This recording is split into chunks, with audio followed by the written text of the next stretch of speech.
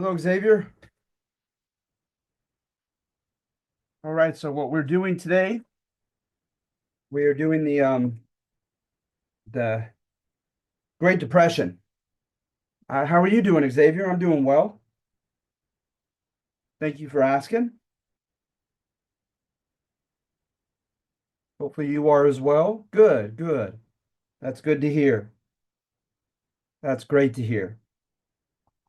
All right. Um,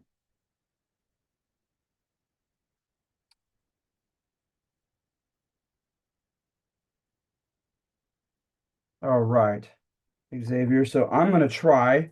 Hopefully I have been able to rectify the situation. I've had a hard time trying to share documents.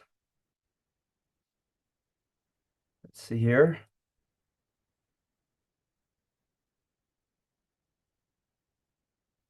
Oh boy, I have a lot of them open, don't I? All right. So on this one, right, the point that I'm making is when you look at the political, economic, and the social realm, the one that I emphasize the most is the economic. And it doesn't mean that that applies to every era in every republic. Is just simply because of the Great Depression, the severity of the Great Depression. I make the argument overrode everything else. As a case in point, what I try to do is I try to contrast it with the 20s. In the 1920s, right? You had a culture war that was going on between the moderns and the traditionalists. And the moderns, they were embracing that which was not only progressive and new and urban, but also even that which was kind of cosmopolitan. They had that on their side. They were open to the Harlem Renaissance. Javier, it's good to have you.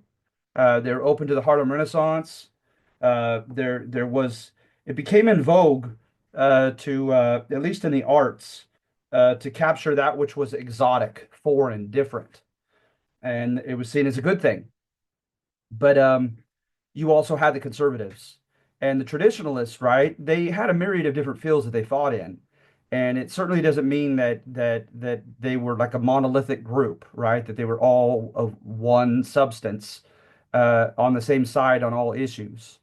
You had some that were just concerned with religion, maintaining established orthodox religion against macro species evolution being taught in schools. You had some that were just alarmed by the youth culture and the new woman and and worried about that.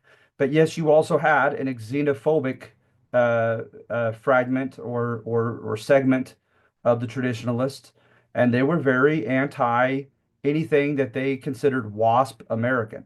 They were certainly against the Harlem Renaissance, and they were against the new immigrants that had come just a generation before. And yeah, there's no getting around it. So that kind of ugly xenophobic side of the traditionalist, it reared its ugly head with some of the policies on immigration. You had the Dillingham Commission, and the Dillingham Commission stated that right here that it put a quota system from different countries, how many could come from different countries. And then in 24, they had an Immigration Act and it was pretty strict. They said that whatever segment your nationality had, and notice I didn't say ethnicity, but from your home nation, whatever nationality uh, that they constituted as far as the American population, that percentage, 5% of that could come each year. And of course, they were aiming mainly after those from Southern and Eastern Europe, who were not WASP, not white Anglo-Saxon Protestant, and they were just different in their culture. So you had Sicilians and Southern Italians, you had people from the Balkans like Greeks and Albanians and others. You had people from Russia and the Ukraine and Lithuania and in Eastern Europe, and you had people from the Near East. So at any rate, they were going after those groups, trying to limit how many could come. But you could make the argument, right, that simply because big business had such a lobbyist power with government, and it was in their best interest to exploit Mexican labor, they were able to do so. The government did not show its xenophobic side toward Mexican Americans, again, because the economic realm, the economic facet of society was so prevalent, so strong, and so influential. And so it was in their best economic interest to have them. So they made an exception of the Mexican people, and they allowed them to come in large numbers. And of course, they had a humiliating process. Those who came legally, you had a medical exam, head tax. I'm sorry, no, I take that back. Those it was those who came illegally and were able to be illegally employed by the big businesses. They had a medical exam, a head tax, literacy test, public charge evaluation. That's the likelihood of them costing the government money, and showers delousing process. It was terrible. And they're going to do the same thing to the braceros during World War II. So at any rate, they allow illegal immigrants to come in and work in the fields, and they're not going to complain because you see here they were earning between $1 and $2 a day, and oftentimes they were earning 12 cents per day on a typical Mexican hacienda. And so they're making a lot better than they could have made in many instances back in Mexico. So it was a lesser evil coming up here and earning much better money. But of course, they were marginalized, they were exploited as well. And so notice they not only worked in the fields, and notice by 1920, that's what we're familiar with here in California today, that the Mexican laborers will constitute a majority of the migrant field laborers on the corporate farms. But they're also going to work on the railroads and in the mines as well, and also in the service sector as cooks and cleaners, etc., and domestics and etc. So at any rate, because of that, the ones who came in legally, um, they were able to here in Western part of America to somewhat engage in syncretism. Syncretism is when you borrow from each other's cultures, and it seems to be kind of a mutual relationship. So you see here, he says, right, interweaving Mexican culture with popular music, the movies, and U.S. fashion. The Mexican Americans became as American as apple pie. All right, they now become a hybrid people, Mexican and American. All right. They married who they chose. They bought automobiles, radios, new era attire or clothing. They went to the movies. They shopped at department stores. They enjoyed jazz dance halls and clubs, pool halls and bars. Okay. Because the economy, again, was doing well. However, right? And then notice also, while they're embracing things American, they are celebrating, especially in Los Angeles, their Mexican, through the Mexican consulate, their Mexican holidays, okay, and reminding one another, where they came from.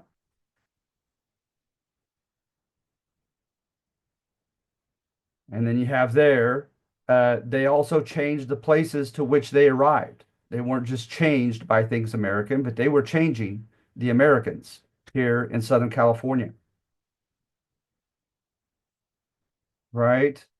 Um, let's see here. Then, however, the Great Depression hit the nation, and that's going to change everything. So again, in this one, the social, political, and economic division of society that we borrow from sociology, the economic realm is highlighted. Things were one way until an economic catastrophe hit, and then things go differently. All right. So the Great Depression hits. Now, everything I've read of Franklin Roosevelt, right? Uh, Please keep this with a grain of salt because, I'm limited in how many biographies I've read on him, but I've read a few. And you you get different depictions of him, okay? So for first of all, you have H.W. Brands. He kind of adheres to court history of Franklin Roosevelt. He sees him as a traitor to his own wealthy class. He sees him as a bit of a radical with his own agenda, with his own mind, that he was kind of to the left on the political spectrum. And he brought in a very novel new deal that he generically called it, his New Deal. All right. So, for instance, he has an he has a cabinet, and then he has an unofficial cabinet. And the members of the unofficial cabinet, they had gone along the USS Roosevelt to Europe, and they took notes of the fascist and communist countries and how they were trying to deal with the Great Depression. And they claimed that they came up with good ideas of what worked and what didn't. But when they come back, right, the fact that, they're praising, the Soviet Union's collectivization of agriculture program, that was seen as scary and too radical to a lot of Americans. The fact that the public works program by Hitler and the German National Socialists was working so well economically, people didn't want to hear that. Okay, that it was as if they were promoting fascism and communism on two different ends of the spectrum. So that's why he didn't have them. He didn't even try to make them his actual cabinet members, but he made them his unofficial cabinet members. All right. And so what he does is he ends up engaging in deficit spending. He spent money that the government didn't even have. Okay, they printed new money, they borrowed money, and they just spent it. And it's the idea, right, that it is the government's responsibility to ensure that the average American has purchasing power. And when the government does do that, even if they have to spend money they don't have in the short run, when the government does do such and provides spending money, purchasing power to the average American goes to the market, spends that money, and everything gets rolling again. And that is known as Keynesian economics after John Maynard Keynes, his philosophy. And it was seen to be radical at that time period. And so, but he did so. All right. Then what he would do is he'd put his unofficial kind of radical friends in a room with the official cabinet members, and he'd have them debate on issues on how to deal with the major problems of the country. So remember, one of the main problems was that you had overproduction and underconsumption. All this stuff had been made, had been produced, and there was no one that had the demand who had the purchasing power to buy that which had been produced. So you had just the irony of people with farm products, like, different types of foods and milk, and no one to buy it. And so they're just pouring it out and wasting it, trying to get the supply to get back down lower, in line with demand, to help the price out and get profits back. So they were trying to deal with these types of issues. And he would tell them, I don't want you guys leaving each other until you come up with a solution. You have to bang out some type of idea together. And so then when they would come up with an idea, he would go to the press with his press conferences, and he would throw out some of these new ideas and see what the journalists had to say about them. If they seemed too radical, he'd step back. If they seemed a little open to it and they thought that the people might be open to it, then he would go forward with it. So notice there's a pragmatic side to Franklin Roosevelt, right? Where he doesn't care if an idea is from the left or from the right. He just wants to deal with the major issues that have to be resolved, and he doesn't care how that's done. And but he wants the people to accept his ideas, obviously. So that was a guy named Leuchtenberg.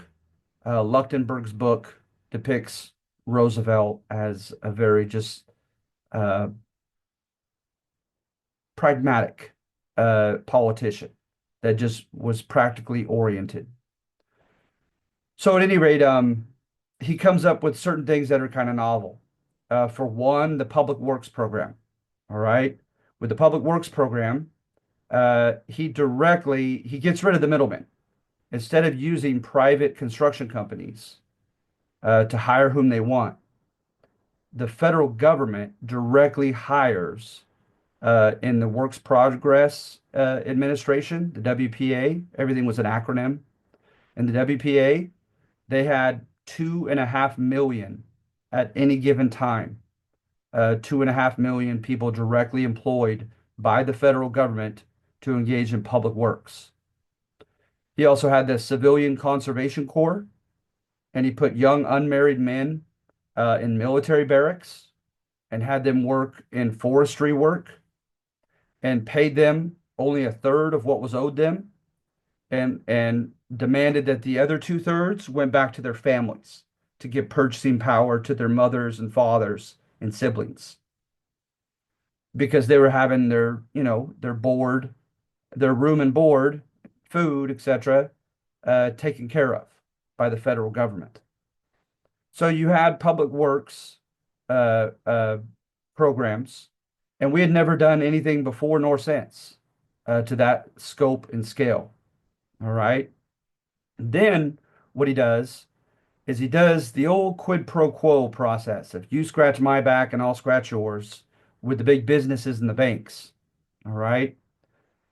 He gets the Federal Reserve System to bail out banks that are willing to offer a second chance at a mortgage for those whose collateral they had taken over, their farms, their yeah. So the Lemke Act and others did such a thing, so that he's helping out the the big businesses by helping to bail them out and subsidizing them, but he's putting conditions on it and making them, like I said, with the banks, give a second chance for people who had lost their mortgage.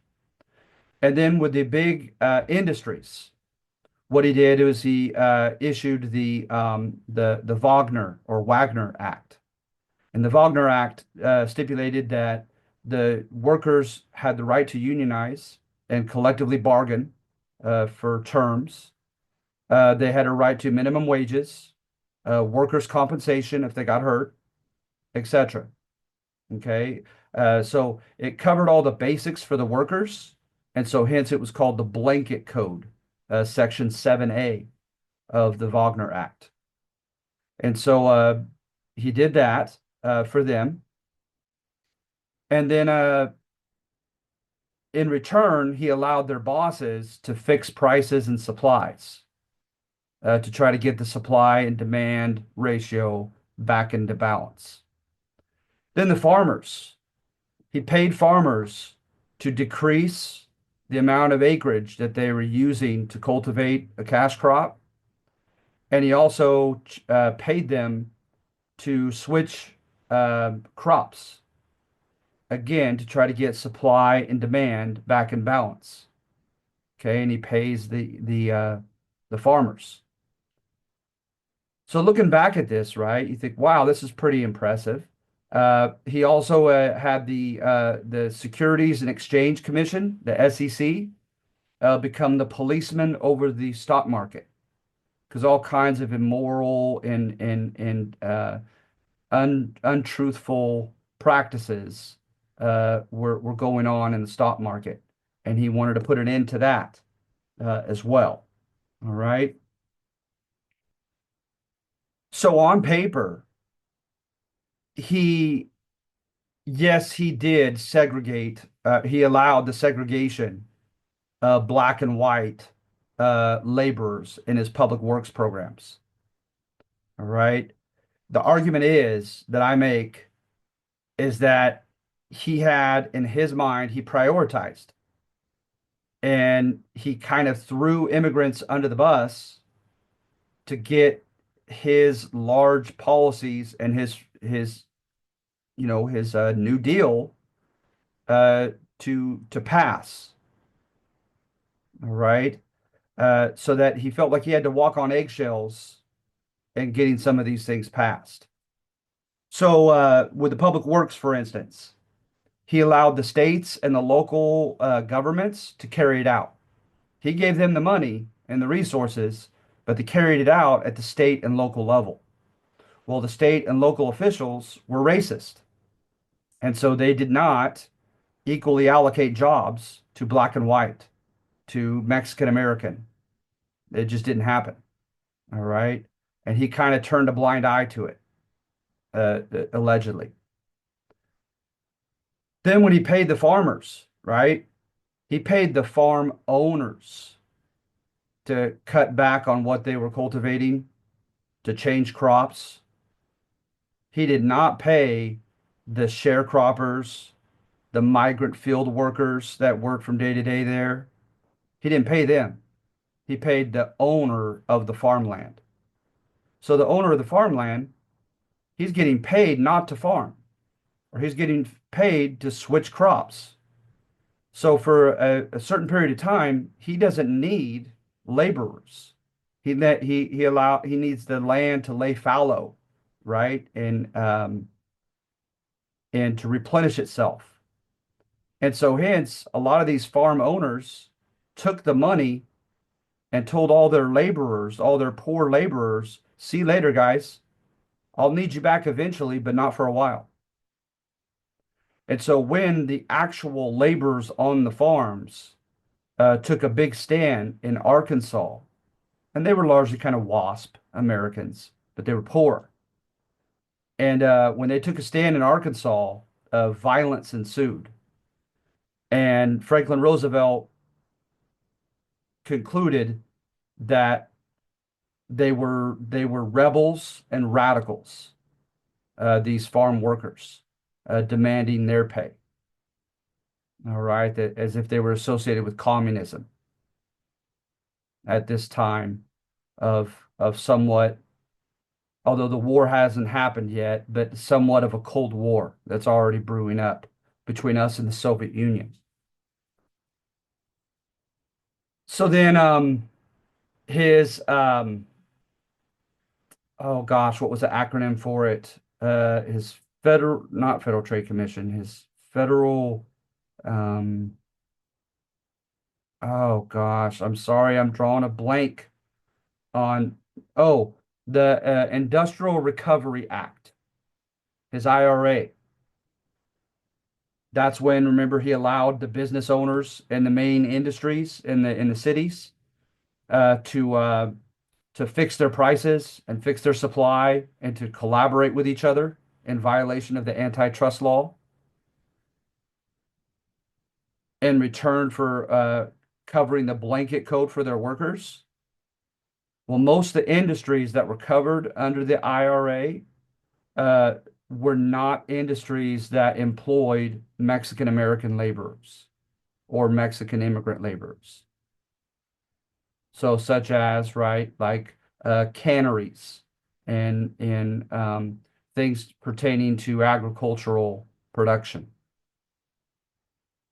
So the IRA didn't really help Mexican Americans, right? And his securing the investments of stockhold dividend holders. Mexican Americans didn't have the money, most of them, to dabble in the stock market. So that didn't really affect them either. And then those who were had been cash crop farmers and lost their mortgage and got a second chance through the Lemke Act, most of them were not Mexican Americans either. So you see, he did a lot to try to help the country get out of the Depression, but for one reason or another, those programs didn't really benefit Mexican Americans. All right. And again, the idea is he's so busy worried about people calling him a communist for his Agricultural Adjustment Act, telling people what to farm and how much to farm and paying them to switch crops, etc. that seemed to be communist, of being plutocratic, uh, being in the pockets of big business with the IRA and allowing them to fix prices and supply, etc., in return for the blanket code. And then for his work programs, right, public works, he was called a Nazi. He was called a fascist because the fascist countries of Italy and Germany were well known for their public works programs for the young men. So at any rate, he he's worried about himself. He's worried about his legacy. He's worried about getting this stuff passed through Congress. He's worried about people taking his programs and shutting them down through the Supreme Court by the Supreme Court declaring them to be unconstitutional. Okay. So he's got some big fish to fry. So when people, if anybody was able to have to to lend to have lent his ear uh, and were to tell him that Mexican Americans were not really, benefiting from a lot of these programs, he may or may not have had much of a reaction to that. We know by today's standards, right, that he was a bit prejudiced. He was from New York, old wealth from New York. He wasn't a Southerner, but yet he was a man of his time period, a white man of his time period. His wife saw his lack of cosmopolitanism, right? Being a citizen of the whole world, being broad-minded toward all demographics. So when Eleanor Roosevelt dated him, she would take him to the settlement houses that the progressives would do. Remember, to help give jobs and all kinds of services for the poor. She had him go on their date to a settlement house. She told him that she wanted a black singer to come and sing at the White House. And he wasn't crazy about it, but he almost begrudgingly said, okay. But they segregated the seating of her concert. And Eleanor was furious, but he was not. All right. And so Leuchtenberg paints him in that way, that he was worried about his own political survival, his own political legacy, and just did whatever practically he could to ensure those, and also to help generally get the country out of the Great Depression. And then other people take a more sympathetic note and say, no, he didn't have anybody in his ear about the Mexican Americans because he was the type of guy that if and when you brought it to his attention, he would oftentimes try to rectify a problem. That he was a pretty compassionate man. And with that compassion, they talk about him getting polio. And he went down to Warm Springs, Georgia, and he meets children with polio uh, at a just a big place with swimming pools for their treatment. And he's so moved by it that he buys the place up and allows the kids to come there for free because they couldn't afford to stay there after their summer camp. It was too expensive. So he rectified that and took care of those kids because once again, their problem was thrown right in his face when he was down there for polio treatment himself. And his fireside chats sounded pretty compassionate. He would talk to the people and say, hey, how are you doing today? It breaks my heart if any of you did not have anything to eat today. I want to let you know that today I went to Congress and I went over this, that, and that. and told them they better do this, that, and that, or else I'm going over their heads as congressmen to the press and telling the people at large that Congress is not doing its job.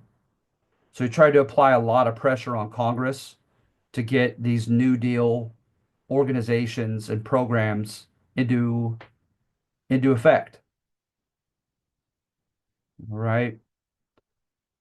But at the end of the day, it almost didn't matter uh, what his intentions were because if they were good, they weren't carried out uh, for Mexican Americans very well at all. So you see here the Okies, right? The Great Dust Bowl. Talk about bad luck. Uh, it was right at harvest time for wheat, and a lot of them did not allow 1/3 of their land to lay fallow to replenish the nutrients as they were supposed to, but they were using every inch of their land in pretty much out of greed to try to maximize their profits. And a dust bowl came in and blew all of that nitrogen rich best part of their soil that was right on top and had been disked, uh, just blew it into the sky. Dust from Kansas, Texas, and Oklahoma found its way to Chicago and Detroit. It was a crazy geological, environmental catastrophe. And so when these quote Okies come across, they're so desperate, right? They tried to play upon old prejudices and said, hey, look how desperate we are. Americans should get the jobs first out on the fields. We should get the jobs before the Mexicans do. And it worked. By and large, it worked. Because, see, when you don't have a Great Depression, big businesses have been known to go for the cheaper, more exploitable labor. So, hence, I feel like it would not be difficult for me to look chronologically outside the Depression era and find evidence of big corporate farms preferring Mexican immigrant laborers to American laborers for the very simple reason American laborers want more. They want better pay, they want better benefits, they make demands, and the more desperate Mexican immigrant laborers don't. But again, because economically, the Great Depression was so severe, right? At least, if not more than 1/4 of the workforce was unemployed. The those carrying out the New Deal programs at the local and state level and the private corporate employers tended to heed this and hire Americans first.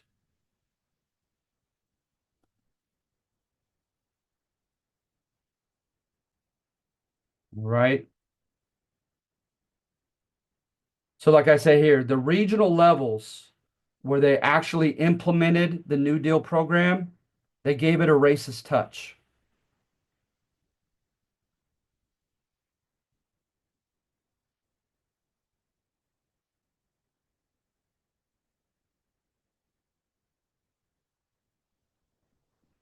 And then, in addition to that, there was segregation in education.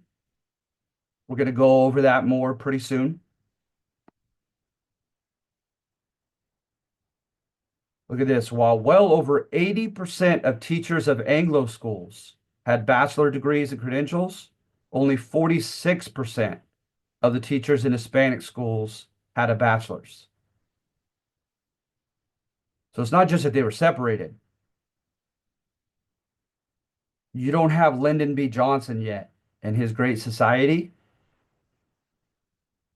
to try to, pull up all ships and all small boats to the same level. So now it is contingent, the quality of your school was contingent upon the property tax and other types of tax revenue that you could extract from the people in that neighborhood. Well, if they're poor, if they're unemployed, you're not going to get much tax revenue from that area, that part of town. And therefore, they're not going to have much money to offer their teachers, to buy school books, much less to buy anything supplemental, like today, like some type of computer for the kids. No way. And then in addition to that, there were mass deportations during the Great Depression.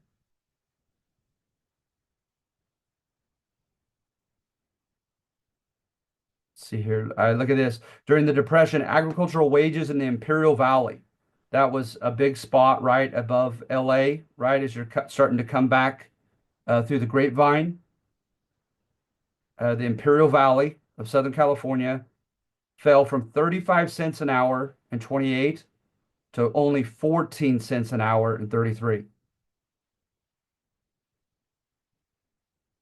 So then the field workers moved to the cities to look for industrial and service sector jobs. And that didn't go well for them either.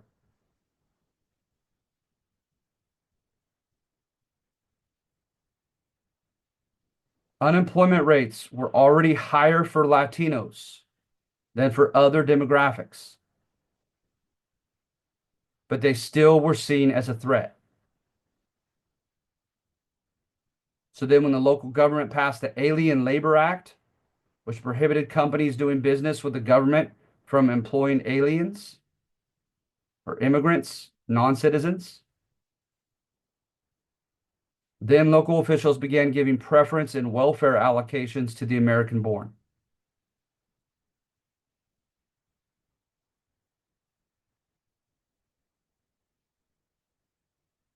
So look at this.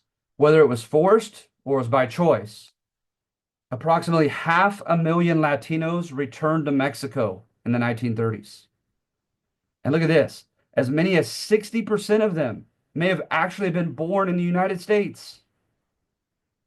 So some of them weren't even technically personally from Mexico in their origins.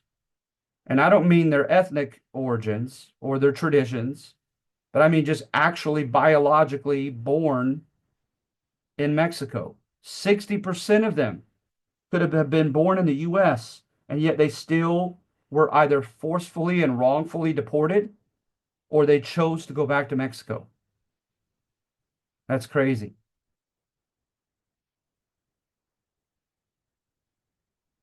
And at this time, a little bit of a sense of pride was extracted from Cardenas. Cardenas, he issued um, he issued the expropriation laws in Mexico from foreign companies, especially foreign oil companies. He made them sell their property back to him. So here, Mexican Americans,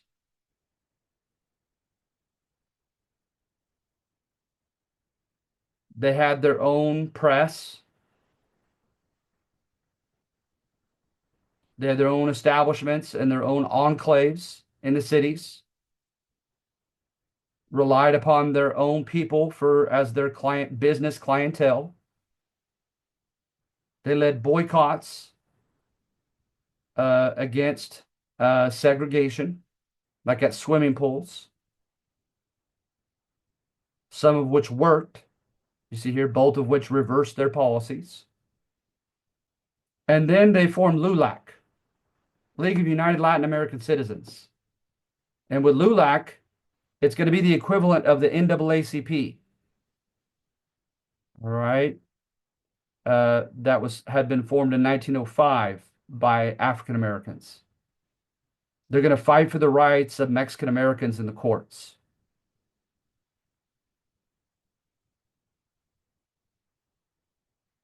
All right. I think that's it.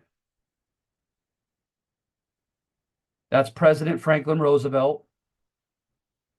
And those are a couple Mexican Americans during the Great Depression. Notice they're not wearing shoes.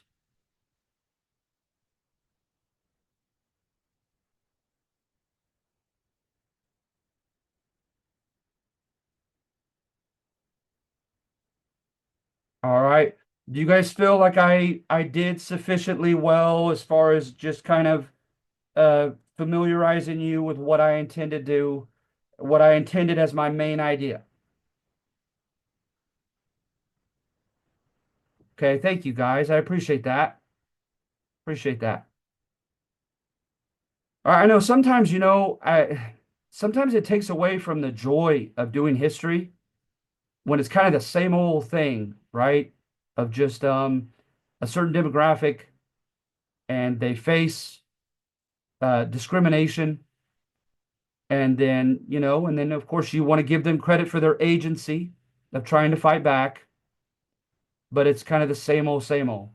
As you can imagine, right? Things are going to heat up uh, in the midst of the Chicano movement and the civil rights movement. The narrative finally changes somewhat. All right. So you guys doing okay, both of you?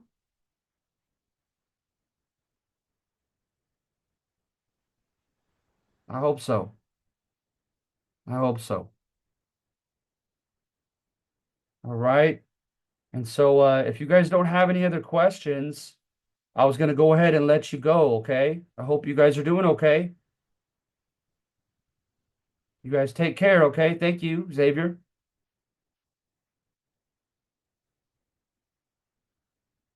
Thank you, Javier. You guys take care, okay? Have a good week.